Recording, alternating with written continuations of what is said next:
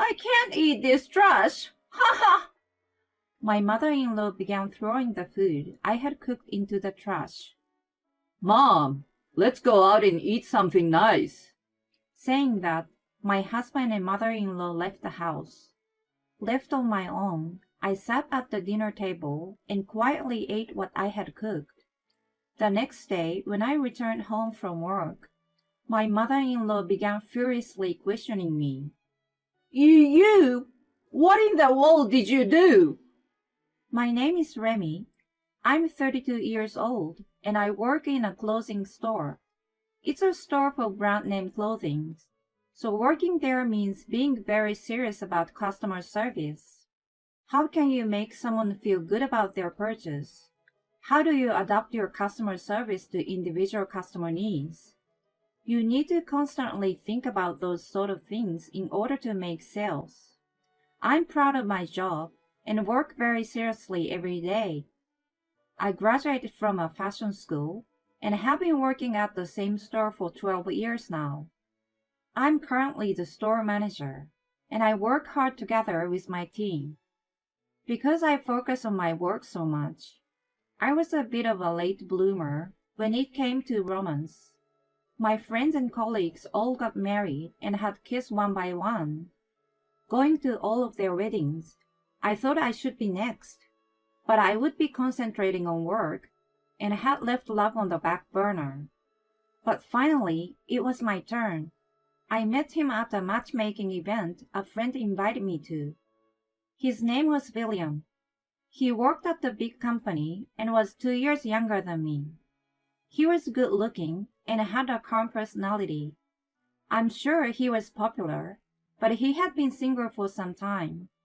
He sat near me, so we got to speak a lot at the event. Learning that our taste in music and movies were similar, we decided to go watch a movie together sometime. We exchanged phone numbers and planned our date. After our first date, we met regularly, and eventually officially became girlfriend and boyfriend. He was my first boyfriend in 2 years. All my colleagues complimented me for dating an elite businessman, but I wondered how things would develop between us. Personally, since I was getting older, I didn't want to waste time dating and just wanted to get married already. 6 months after we began dating, he proposed. He proposed to me at a restaurant with a beautiful view. I was touched, so I said yes. All my friends and colleagues were very happy for me. I didn't think you'd ever get married. What? Don't say that. Everyone complimented me and wished us well, but among them all was our not very delicate area manager, Carter. Women will hate you if you talk like that. I don't need everyone to like me. Haha. Carter and I are the same age. His job in the company is to craft marketing strategies, and he travels around to different stores across the country in order to help them increase their sales. The shop I manage is our company's main branch, so Carter comes here more than any other store. He's become a close friend throughout the years. I'm not even talking about everyone. Can you get even one person to like you? Haha. Don't say that. Haha. Now that you're getting married, you think you can show off. Haha.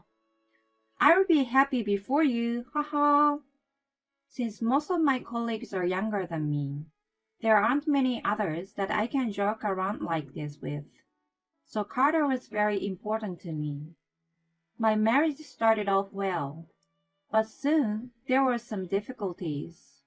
You're Remy, right? You don't look classy at all. Huh? That was the first thing my mother-in-law said to me when I met her. Suddenly having those words thrown at me, I froze. I try to put effort into my appearance, but... Well, that's just because you can get discounts on the brand name goods your shop sells, right? It's a shame your store does that, haha. What? My mother-in-law always insulted me like that. Hey, stop acting like you're so important. My father-in-law lashed out at my mother-in-law, and she went quiet. I haven't been able to trust her since then. That encounter with her even made me rethink my upcoming marriage. But I loved William, so ultimately I married him. My parents were also super happy I was getting married, and I didn't want to disappoint them. I wore a dress I loved at the ceremony, and everyone congratulated me. After our honeymoon, our marriage life officially began.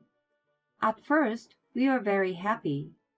Living with each other, having dinner together every night, sleeping side by side, and saying good morning to each other every morning. I was happy to be with him. I felt lucky to be living such a cheerful married life. But a month later, there was a sudden change, and it was a bad one. When I came home from work one Saturday, I opened the front door and saw women's shoes I didn't recognize. My whole body shook as I entered the living room and discovered my mother-in-law. Becky. My initial thought was that my husband was cheating on me, so I was relieved to see his mother was visiting. But I began to wonder why she was here. Remy, what are you thinking leaving William alone like this? Huh? Where were you? I was at work. What? Work? Work is something you do during the week, right? It's the weekend. Don't lie to me like that. That's true when it comes to people working regular day jobs. But since I'm in the service industry, weekends are my most important work days. My mother-in-law grinned. Oh, that's right. You don't have a real job, haha. You graduated from a vocational school, and now you work part-time at a clothing store. Haha. I see. She pretended to be angry to set me up and make fun of me. I don't work part-time. I'm the full-time store manager. I tried to explain to her, but she didn't listen and just laughed and told me not to try to act tough. More importantly, why are you here? When I asked her, my mother-in-law's eyes opened widely. Obviously, I'm here to see William. What other reason would I come here for? You're so weird. Or could it be that you're stupid because you didn't go to college? My mother-in-law continued to make jabs at me. I looked over at my husband, but he was just watching TV and not paying attention to us at all. I assumed my husband would be on my side, so for now, I just decided to let what she said go in one ear and out the other, and wait for her to leave. Excuse me, but when do you plan on going home tonight? When I asked my mother-in-law that question, her reply surprised me. What are you saying? I'm staying over tonight. Huh? Staying here? What? Do you want to complain? I'm meeting my son for the first time in a month. Are you trying to force me to go home? No, that's not what I... In that case, there's no problem. You're so annoying. After getting angry at me, she sat down next to William on the sofa and began watching TV with him. That's my spot. I never expected my mother-in-law would be here when I got home. I felt mentally exhausted. Wait, Remy, when are you going to cook dinner? Not even 5 minutes had passed since I got home, and my mother-in-law suddenly said that to me. I quickly made dinner, but then my mother-in-law complained the entire time she was eating. What tasteless food! Do you always cook this kind of food for William? In general, I try to cook him food he likes. Useless! William likes richer tasting food, right? Yeah, Mommy. Huh? He just called his mother Mommy. I was shocked. I mean, that's fine and all, but the fact he did that so suddenly surprised me. After we finished eating, and my husband and I were alone in our bedroom, I asked him, Hey, don't you think your mother is a bit mean to me? My husband looked at me wide-eyed. When? My mom is such a kind and amazing person. Why would you say that? At that moment, I realized he was a mama's boy. So sorry. It didn't seem like William would be on my side. My mother-in-law ended up sleeping over the next day as well. She began coming over often and taking up the time I wanted to spend along with my husband. As this continued, it became tougher on me. Wondering what to do, I got in touch with my father-in-law about it. He was shocked to hear what I said. He apologized for her. I will give my wife a stern talking to. My father-in-law was a really good person. After he scolded William's mother, she stopped coming over. When she wanted to come over, she would call William in advance, and he would ask me if it's okay with me. But then a new problem arose. My husband became distrustful of me. Why did you say something weird like that to my dad? Mom is coming over for my sake. My husband blamed me like that. But I beat back. I live here too, don't I? I can't relax when your mother is here. You are treating my mommy like she's a bother. I never said that. In that case, can I invite my mom over whenever I want? Excuse me? It's okay if my mom is here when you come home from work, right?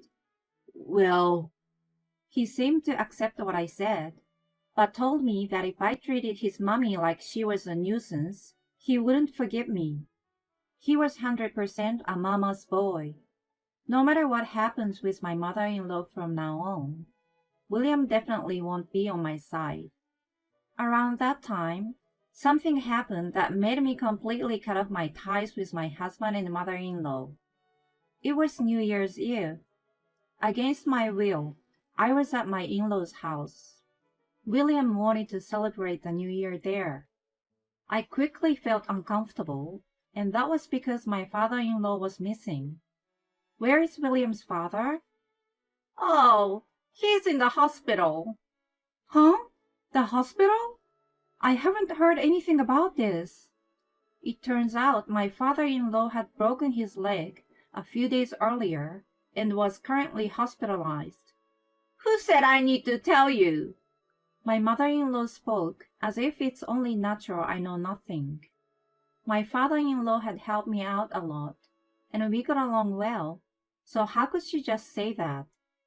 Then something else surprising happened. More importantly, aren't you going to cook us a nice meal for the New Year? Huh? I haven't prepared anything. My husband is the one who usually cooks. Since he's not here, there's nothing to eat. So get to cooking. What? As I was at a loss for words, my husband joined in. Hey, Remy, Mommy's asking you, so get to it. She's not asking me. She's ordering me. I had no choice, so I took the car and went to the grocery store. I bought some semi-ready food since I wouldn't have too much time to cook before dinner time. I quickly bought everything I needed. Since it was already New Year's Eve, most people had done all their shopping, and the shelves at the grocery store were nearly empty. Buying ingredients in itself was a lot of effort. I quickly returned home and got to cooking. I got home early evening, but William and his mother were already eating something. They had ordered delivery. Seeing them eating made me angry, but I knew that if I didn't prepare anything, they would just be annoying, so I put all my effort into cooking. By the time I realized, it was already 3 a.m. While I was still cooking, my mother-in-law had woken up and said she was hungry and asked me to make her a late-night snack. I didn't want her to bother me while I was cooking, so I told her to eat some instant noodles or something. That made her angry. What kind of wife are you? Treating your own mother-in-law like this? Do you think I will forgive you? You're such a hopeless woman. My mother-in-law took some of the ingredients I had prepared and began to cook herself fried rice. I stayed silent, but I was really mad. She seemed to cook slowly on purpose, and would take ingredients straight out of my hands with a huge smile on her face. By the time I had completely finished cooking, it was 5 a.m. At least I was set for the day ahead. I went to bed. I was exhausted after cooking all night, so I didn't wake up until noon. When I woke up and got out of the bedroom, I heard a noise from the kitchen. Wondering what it was, I entered the kitchen and couldn't believe what I was seeing. Wait! What are you doing? I can't eat this trash! Ha ha! Saying that, my mother-in-law began throwing out the food I had cooked. I rushed to stop her. Please stop! Why would you do this? Let go of me! When she screamed that, my husband rushed into the kitchen. Hey, what are you doing? Stop your mother! Your mother is trying to throw out all the food I've cooked. What the? Remy, don't bother my mom. What? If my mom says she doesn't like it, it's obviously trash. Haha. She can't just throw away the food I put so much effort into cooking. It's your fault for making something she can't accept. Shouldn't the person throwing away perfectly good food be at fault here? William blamed me, and when I tried to defend myself, he made a bored face. Whatever. It's always someone else's fault, huh? What? Mom, let's go out and eat something nice. Yeah, let's go eat something delicious, just the two of us. They left the house. I was sick of them from the bottom of my heart. Left on my own, I sat at the dinner table and quietly ate what I had cooked. They spent the whole day out celebrating and didn't come home until late. The next day, I was going to be busy with New Year's sales, so by the time they returned home, I was asleep. The next day, when I returned home from work, my mother-in-law began furiously questioning me. You! What in the world did you do? Huh? What do you mean? I woke up and left for work early because of the sales. Looking at the amount of empty beer cans laying around the house, it seems William and his mother stayed up late drinking. When I got to my store, I forgot about them and focused on working. Many customers came to the store that day, and it was super busy. So when I returned home from work, and my mother-in-law began questioning me intensely, I didn't know what was going on. My mother-in-law said something shocking. I suddenly got a call from my husband saying that he's going to divorce me. He said the reason was the way I bullied you this New Year's. Huh? I was surprised. Though I have spoken to my father-in-law about the way my mother-in-law treated me before, I hadn't said anything to him this time. I didn't even know he was hospitalized, and I hadn't had the chance to visit him yet. How did he know how my mother-in-law had treated me? Remy, what did you say to my dad? Why are you doing this to my mom? William and his mother both blamed me. I couldn't take it anymore. I heard something snap inside my head. In that case, let's get divorced too. Huh? What I said obviously shook William to the core. Wait, why would we? You never protect me when your mother treats me badly. In fact, you join forces with her and attack me. So there's no need for us to be together anymore. I can't stay married to someone who doesn't protect me. Let's divorce. No way.